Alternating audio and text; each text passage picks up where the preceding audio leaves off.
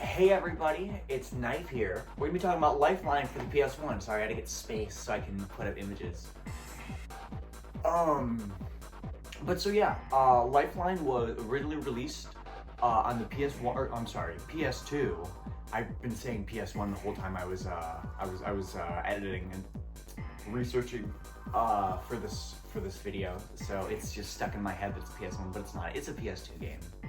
But it was released for the PS2 on January 30th, 2003 in Japan, and March 2nd, 2004, I believe, in the United States.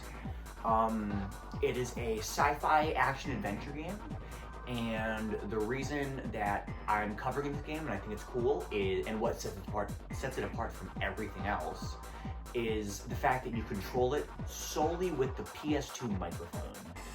So there's no controller inputs, no nothing.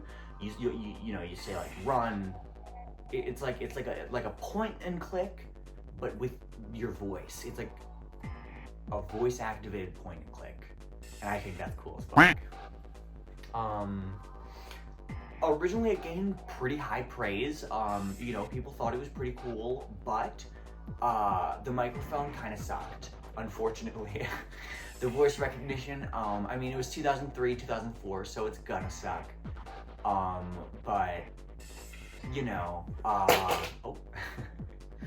cat going around. He's going to the vet today, so he's happy right now, but he's not gonna be later. So it sucks, kind of, the voice recognition. There's like over like 500 phrases. It might even be up to like 1,000 that you can use. And yeah, it's tough.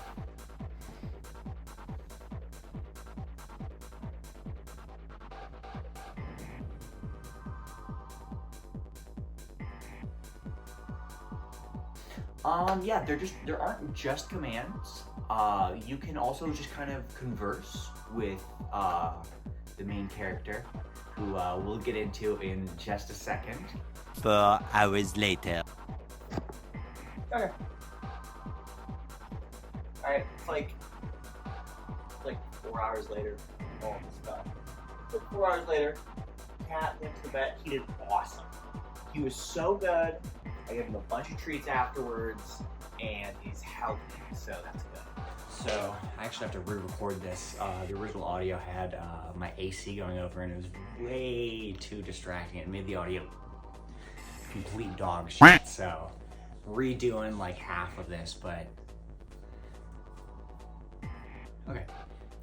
So it is set in the year 2029 in a space station, like a space hotel kind of thing going on. It is Christmas Eve, and you and your girlfriend Naomi are at a Christmas party in the space hotel, when all of a sudden aliens attack and they kill a bunch of people, and you get locked in a control room. And while you're frantically searching to find your girlfriend Naomi through all of the cameras throughout the hotel, you stumble across a cocktail waitress that is in a holding cell for her own safety. Now, her name is Rio. So this is where it gets interesting, because this is how you use the microphone.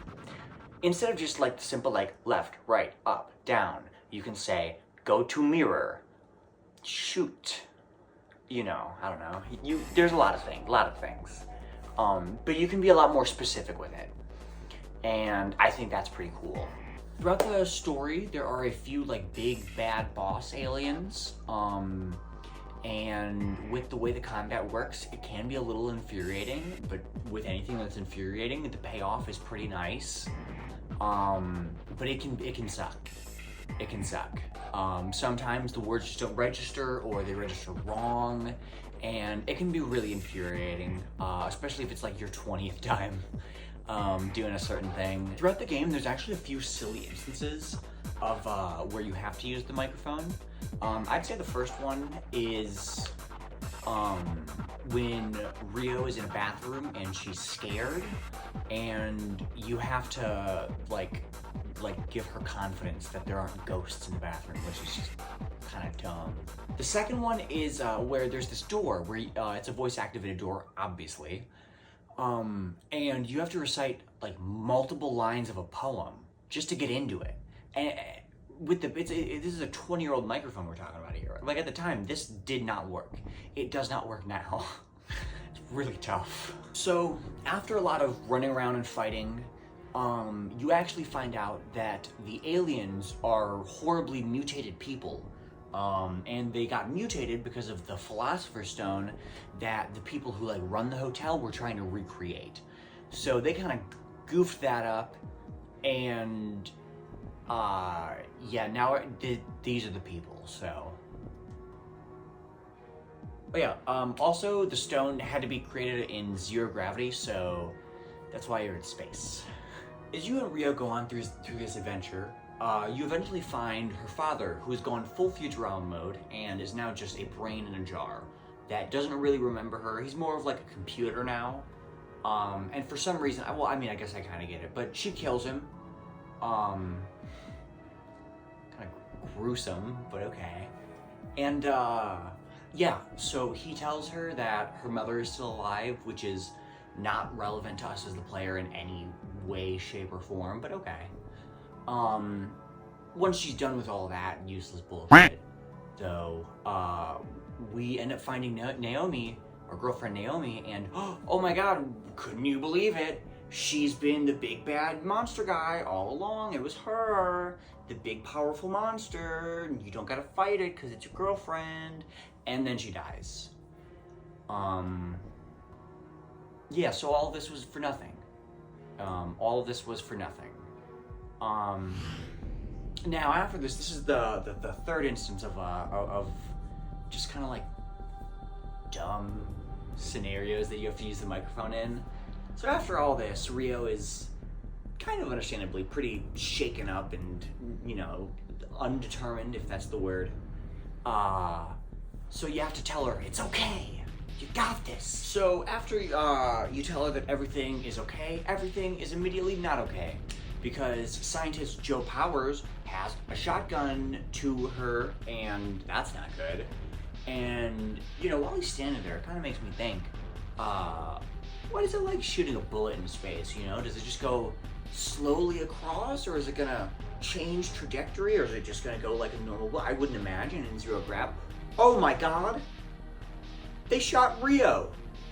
So yeah, she gets shot by Joe Powers, but no, it's fine. It doesn't even matter. It doesn't have any significance to the plot. Because years ago, he shot her a different time. And her father revived her with maybe I think the real Philosopher's Stone? Maybe it was the fake one that they made? But anyway, either way, she's like immortal now. Which actually would have been really, really good to know at the start. But okay. So she ends up lighting up Joe Powers, and yeah, we kind of just go on our merry way. Now, you finally are thinking, okay, I've gotten this far in the game, I've had to deal with all of this BS with the microphone, I'm done, right? There's no one else, I'm just gonna escape, and that's it. Then Joe Powers, who has like 20 fucking gunshots in his back, is just chilling. He's cool. It's fine. So he then gets all of the other fake Philosopher's Stones that they've made, and he uses all the power and horribly mutates himself. So now you have this big final boss battle where you're kind of, I think it's Alien? I hope I get that movie. I hope I get this. You're in a mech suit and you're fighting like a big alien, you know? Like that movie, the other movie where it happens. And yeah, it's pretty much the same. It's like, you know, the same. It's not like it's like, oh, now plug in a controller. It's still microphone. But yeah, after you do that, after you kill Joe Powers and that threat is out of the way, you and Rio find the self-destruct room, because I guess this place was built by Heinz Doofenshmirtz. And yeah, you set the place to blow up. And now with your girlfriend dead, and her being the only girl you know now, I think you guys become married and it's happily ever after. So yeah, that's the story of Lifeline. Hope you liked it. So, final kind of things.